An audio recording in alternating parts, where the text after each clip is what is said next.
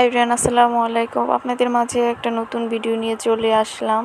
আমের দিন এসেছে, তো কাঁচা আমের জুস না খেলে কি হয়? আমার মতো যারা কাঁচা আমের জুস পছন্দ করেন তারা বাসায় ঘরোয়াভাবে বানিয়ে নিতে পারেন। এভাবে আমি যেভাবে ভিডিও করেছি এভাবে ফলো করে বানিয়ে নিতে পারেন। তো কাঁচা আমের জুস না খেলে কিন্তু মনেই হয় না যে কাঁচা আমের দিন এসেছে। তো বাসায় বানিয়ে নেবেন সবাই।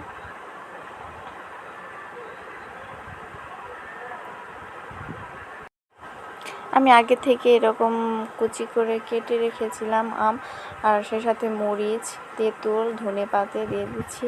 এখানে সব কিছু মিলিয়ে আমি ব্লেন্ডারের সাহায্যে ব্লেন্ডার করে নেব। তো আমি এভাবে সব একত্রিত করে হালকা একটু পানি দিয়ে ব্লেন্ডার করে নিলাম।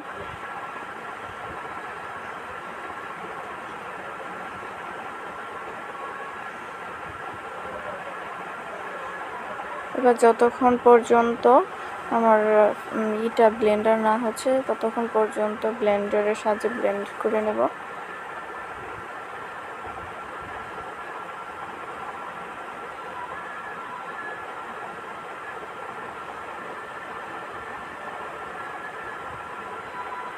এরপর আমি বেশি করে পানি দিয়ে নিলাম, আর সাথে লবণ আর একটু চিনি দিয়ে দিব স্বাদ মতো।